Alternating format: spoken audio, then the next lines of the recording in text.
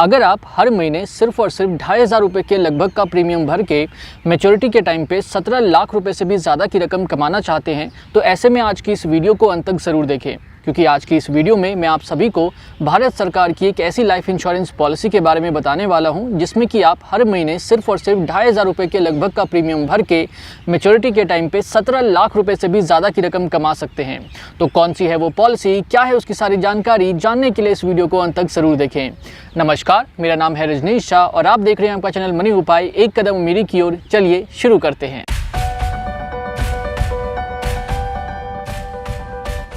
तो देखिए, जब भी आप किसी सरकारी लाइफ इंश्योरेंस कंपनी से कोई लाइफ इंश्योरेंस पॉलिसी खरीदने का सोचते हैं तो आपके सामने मेनली दो तरह के ऑप्शन ही उपलब्ध होते हैं। जो पहला ऑप्शन होता है वो होता है LIC यानी कि life insurance corporation of India का, और जो दूसरा ऑप्शन आपके सामने उपलब्ध होता है वो होता है PLI यानी कि पोस्टल लाइफ इंश्योरेंस का। आज की इस वीडियो में ना हम ये जो PLI है, पोस्टल लाइफ इंश्योरेंस, इसी की एक पॉलिसी है जिसका कि नाम है एंडाउमेंट एश्योरेंस प्लान, जिसको कि संतोष भी कहते हैं, तो हम उसी को डिस्कस करने वाले हैं। आज की इस वीडियो में आपको इस पॉलिसी की A to Z जितनी भी महत्वपूर्ण जानकारियां हैं वो सभी जानने को मिल जाएंगी, तो आप बस इस वीडियो में अंत तक बने रहें। तो सबसे पहले ये जान लेते हैं कि आपको PLI से ये वाली पॉलिसी क्यों खरीदनी चाहिए। तो देखिए, पहला रीज़न तो ये है कि ये जो PLI है, पोस्टल लाइफ इंश्योरेंस, ये आज भी पूरी तरह से ना 100% सरकारी है। मतलब इस पर आज भी 100% सरकार का ही कंट्रोल है। जबकि अगर हम बात करें LIC की तो अब 100% सरकारी तो नहीं रही है। हालांकि है वो अभी भी सरकारी कंपनी, लेकिन अब उसे हम 100% एक गवर्नमेंट ओन कंपनी नहीं कह सकते, क्योंकि उसकी कुछ हिस्सेदारी है मार्केट में बिक चुकी है और आने वाले भविष्य में जो उसकी और भी हिस्सेदारी है वो मार्केट में बिकेगी। तो हम उसे 100% नहीं कह सकते, लेकिन इस PLI को हम 100% सरकारी कह सकते हैं। तो एक तो पहला रीज़न तो यही है इससे पॉलिसी खरीदने का, और जो दूसरा रीज़न है इससे पॉलिसी परचेज़ करने का वो ये है कि PLI ना मार्केट में फेमस है अपने कम प्रीमियम और ज़्यादा बोनस देने के लिए। ठीक है, मतलब आपको कम प्रीमियम में ना ज़्यादा रिटर्न मिल जाता है इसके अंदर। तो इस चीज़ के लिए PLI काफ़ी ज़्यादा फेमस है मार्केट में। तो ये भी एक रीज़न है कि आपको PLI से ना ये वाली जो पॉलिसी है वो खरीदनी चाहिए। तो पहला रीज़न हो गया कि ये 100% सुरक्षित है, क्योंकि भारत सरकार का जो कंट्रोल है इस पर वो पूरा 100% है।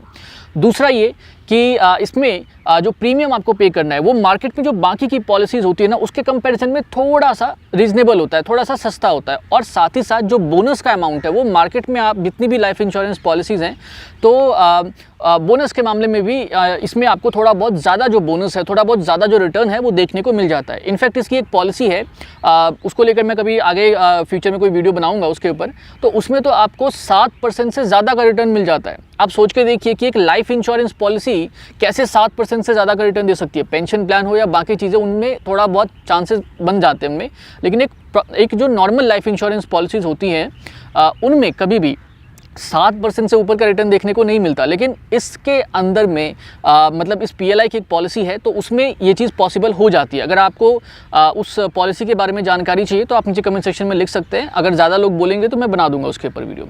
तो कहने का मतलब ये है कि इसमें रिटर्न भी काफ़ी ज़्यादा मिल जाता है, और जो प्रीमियम का अमाउंट है वो भी काफ़ी थोड़ा सा कम रहता है बाकियों के कंपेरिजन में, और साथ ही साथ जो सेफ्टी है वो भी इसके अंदर काफ़ी ज़्यादा रहती है, बिकॉज ये पूरी तरह से सरकारी है। तो रीज़न समझ में आ गया क्यों खरीदना है इसको। चलिए आगे बढ़ते हैं। तो देखिए, अब एक काम करते हैं कि सबसे पहले ना इस पॉलिसी को कौन कौन खरीद सकते हैं उसको थोड़ा सा जान लेते हैं, क्योंकि ये बहुत ज़रूरी है। क्योंकि जनरली क्या होता है ना कि जो मार्केट में बाकी की एंडाउमेंट प्लान्स हैं ना तो उनको तो कोई भी खरीद सकता है, उसमें कोई रेस्ट्रिक्शन नहीं होती है।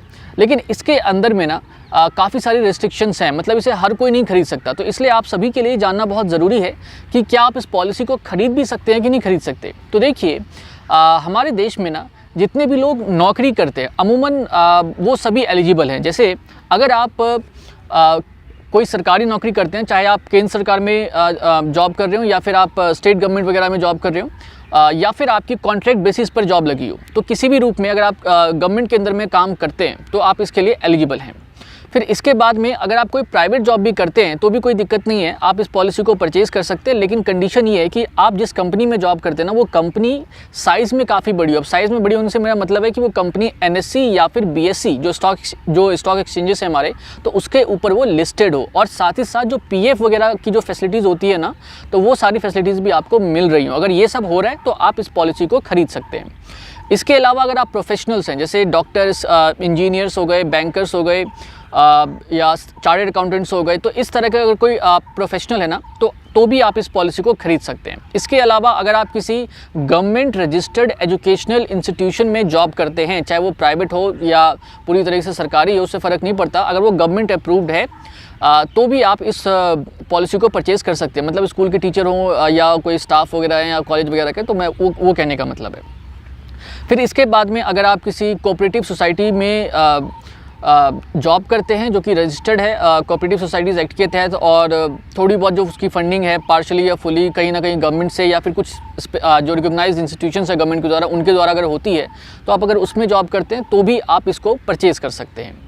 तो मेनली यही वो लोग हैं जो इस पॉलिसी को परचेज़ कर सकते हैं। बाकी एक दो और हैं, मैं कोशिश करूंगा कि वो लिस्ट आप सभी के साथ पूरी की पूरी जो है वो शेयर कर दूं। मेनली ये लोग हैं जो इसमें ख़रीद सकते हैं। जो नहीं खरीद सकते तो वो भी मैं आपको बता देता हूँ। देखिए, जो लोग किसी छोटे मोटे फर्म में जॉब करते हैं, जो लाइक दुकान वगैरह में नौकरी करते हैं या कोई बहुत छोटी सी फर्म है, तो उस टाइप की जो जॉब वगैरह करते हैं ना जो लोग, तो वो इसको परचेज़ नहीं कर सकते, ठीक है। तो अगर आप उनमें से हैं तो आप इस पॉलिसी के लिए एलिजिबल नहीं है। बाकी अगर आप किसी बड़ी सी कंपनी में, चाहे वो प्राइवेट है सरकारी है, अगर आप जॉब करते हैं तो बड़े आराम से आप कर सकते हैं। और बाकी हाँ, एक बैंक का भी रह गया, तो अगर आप बैंक वगैरह में भी जॉब करते हैं जो नेशनलाइज्ड बैंक से, तो आप उसमें भी उस सिचुएशन में भी आप ये पॉलिसी परचेज़ कर सकते हो। तो लिस्ट काफ़ी लंबी है, जो मेन चीज़ें थी वो मैंने आपको बता दी। चलिए, तो कौन कौन खरीद सकते हैं ये पता चल गया। अच्छा, अब इसके बाद जो एज क्राइटेरिया है वो भी आपको पता होना चाहिए। तो एज क्राइटेरिया है इसका 19 से लेकर 55 साल तक। तो इस एज ग्रुप में अगर आप हैं तो आप इस पॉलिसी को परचेज़ कर सकते हैं। फिर इसके बाद में अगर हम बात करें सम एश्योर्ड के बारे में, तो 20,000 से लेकर के 50 लाख तक का जो सम एश्योर्ड है वो इस पॉलिसी में आपको मिल जाता है। तो आप अपनी ज़रूरत के हिसाब से आपको जितना भी परचेज़ करना है वो आप परचेज़ कर सकते हैं इसके बीच में। फिर इसके बाद में अगर हम बात करें पॉलिसी टर्म के बारे में, तो देखिए इसका जो पॉलिसी टर्म है वो कुछ इस प्रकार से डिसाइड होता है कि आप कितने तक का मैच्योरिटी एज का चुनाव करते हैं, ठीक है। जैसे इसमें ना मैच्योरिटी एज के कई सारे ऑप्शंस आपको मिलते हैं, लाइक 35 साल तक के लिए अगर आप चाहें तो इस पॉलिसी को परचेज़ कर सकते हैं, या फिर अगर 40 साल है, 45 साल है, 50 साल है, 55 साल है, या फिर 58 ईयर्स है, या फिर 60 साल है, तो ये मैच्योरिटी एज के ऑप्शंस है। तो आप जिस एज ग्रुप में भी हैं वो आप देख लीजिए, और इनमें से किसी एक मैच्योरिटी एज का आपको चुनाव करना होगा। तो जिसका आप चुनाव करेंगे उसी के हिसाब से आपका पॉलिसी टर्म और जो भी है वो सब डिसाइड हो जाएगा। जैसे मान लीजिए कि आपकी एज है 30 साल की, ठीक है, और आपने कहा कि मैं 55 साल की एज तक के लिए पॉलिसी खरीदना चाहता हूँ, तो आपका पॉलिसी टर्म कितना हो गया अब ये 25 साल का। तो 25 साल के लिए आपकी ये पॉलिसी चलेगी, और जितने साल तक के लिए चलेगी तो उतने साल तक का प्रीमियम आपको भरना होगा। मतलब इसमें कोई ऐसा ऑप्शन नहीं मिलता कि आप एक बार में भर दो या लिमिटेड टाइम के लिए, ये सब ऑप्शन इसमें नहीं मिलते। जितने टाइम तक पॉलिसी चलेगी उतने टाइम तक आपको इसका प्रीमियम जो है वो पे करना होगा। फिर इसके अलावा प्रीमियम पे करने के लिए आपको मंथली, क्वार्टरली, सेमी एनुअली और एनुअली, ये चारों जो ऑप्शन अभी मिलते हैं वो आपको मिल जाते हैं। फिर इसके अलावा आप 3 साल के बाद लोन भी ले सकते हैं इस पॉलिसी के बेसिस पे, आप सरेंडर भी करवा सकते हैं।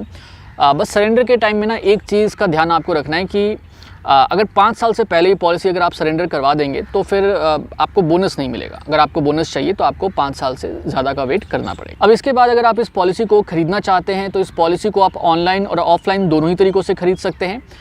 ऑनलाइन जहाँ से आप खरीदेंगे तो उस वेबसाइट का लिंक मैं नीचे डाल दूंगा, तो वहाँ पे क्लिक करके आप उस वेबसाइट पे चले जाएंगे, तो वहाँ से आप इसे ऑनलाइन भी परचेज़ कर सकते हैं। बाकी अगर आप ऑफलाइन चाहें तो ऑफलाइन भी खरीद लीजिए, पोस्ट ऑफिस वगैरह विजिट करिए, जो भी आपके नज़दीकी पोस्ट ऑफिस है, और वहाँ जा करके आप इसको परचेज़ कर सकते हैं। अब इसके बाद में जब आप इस पॉलिसी को खरीदेंगे तो उस टाइम पे कुछ डॉक्यूमेंट्स हैं जो कि आपको दिखाने पड़ेंगे। जैसे एक तो आपका वही हो गया एड्रेस प्रूफ या एज प्रूफ, जो भी कह दीजिए आप, पैन कार्ड, आधार कार्ड, ये सब चीज़ें जो कि सभी पॉलिसीज़ में देनी पड़ती हैं। फिर इसके अलावा यहाँ पे ना मेडिकल एग्जामिनेशन की भी ज़रूरत पड़ेगी, तो वो भी आपको थोड़ा ध्यान रखना है कि आपका मेडिकल एग्जामिनेशन भी इसमें हो सकता है। फिर इसके अलावा जहाँ पे भी आप जॉब करते हैं तो आपको उस एम्प्लॉयर से भी वो एक सर्टिफिकेशन चाहिए होगा कि हाँ ये हमारे यहाँ पे जॉब कर रहा है, अगर वो कर रहे हैं आप तो ये सब कुछ डॉक्यूमेंट्स हैं जो आपको यहाँ पे लगेंगे इस पॉलिसी को खरीदने के लिए। चलिए, तो अब लगभग हमने इस पॉलिसी की जितनी भी मेन बातें थी वो सारी डिस्कस कर ही लिए।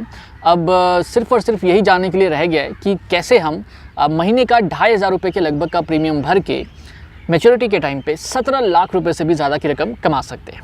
चलिए, तो अब ज़रा उसी को जान लेते हैं। तो देखिए, मान लेते हैं कि जो व्यक्ति इस पॉलिसी को खरीद रहे हैं उनकी उम्र इस वक्त है 30 साल की, और वो इस पॉलिसी को ना 55 साल की एज तक के लिए ख़रीदना चाहते हैं। तो ऐसे में उनको टोटल 25 सालों तक जो प्रीमियम है वो भरना होगा। और उनका जो सम एश्योर्ड है ना इस पॉलिसी में वो है 7.5 लाख का, ठीक है। तो उन्होंने 7.5 लाख की पॉलिसी जो है वो 25 साल के लिए खरीदी है। 55 साल की एज में उनका पॉलिसी जो है वो मैच्योर हो जाएगा और उनको सारी रकम मिल जाएगी वहाँ पे।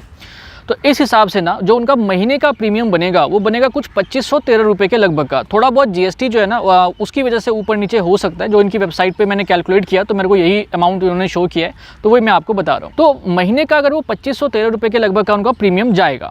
अब ऐसे में 25 साल के बाद जब वो 55 वर्ष के हो जाएंगे ना, तो मैच्योरिटी के टाइम पे जो उनको रकम मिलेगी बोनस वगैरह जोड़ जाड़ के, वो रकम होगी 17,25,000 रुपये के लगभग की। अब सवाल उठता है कि मैंने इसमें बोनस का अमाउंट कितना कैलकुलेट किया है। तो देखिए मैंने जो इसमें बोनस का अमाउंट कैलकुलेट किया है ना वो है 52 रुपीज़ पर 1000 पे, ठीक है। और ये जो 52 रुपये का बोनस है ना ये इनका लास्ट डिक्लेयर्ड बोनस है। और पिछले कुछ सालों से अगर मैं देखूँ 3-4 सालों से, तो ये शायद मेरे हिसाब से 52 के आसपास ही घूम रहा है।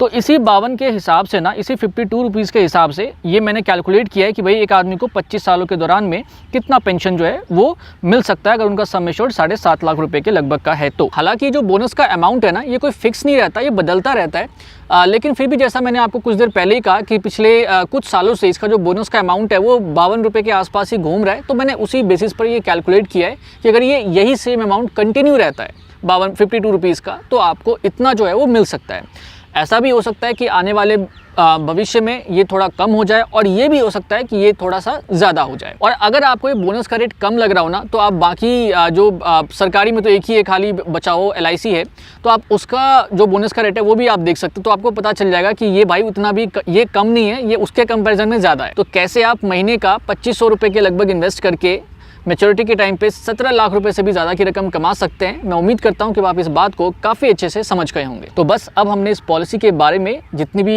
मेन बातें हैं वो सारी डिस्कस कर लिए। मुझे उम्मीद है कि आप काफ़ी अच्छे से समझ भी गए होंगे।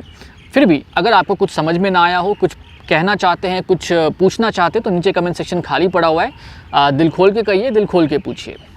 तो अगर आपको ये वीडियो पसंद आई है तो प्लीज़ इस वीडियो को लाइक ज़रूर करें। अपने जितने भी लोगों के साथ हो सके ना, जिनको भी आप जानते हैं उन सभी के साथ इसको शेयर करें। चैनल को सब्सक्राइब नहीं किया है तो सब्सक्राइब करके भी रख ले। और हाँ, सब्सक्राइब करते टाइम जो नोटिफिकेशन बेल वाला जो बटन है उसको भी प्लीज़ दबा दें। कई लोग दबाते नहीं हैं, तो उसकी वजह से जो नोटिफिकेशन है वो उन तक पहुँच नहीं पाती। तो ये सारे काम आप कर दीजिए अगर आपको ये वीडियो पसंद आई है तो बस आप सभी ने इस वीडियो को यहाँ तक देखा, इसके लिए आप सभी का बहुत बहुत धन्यवाद। नमस्ते।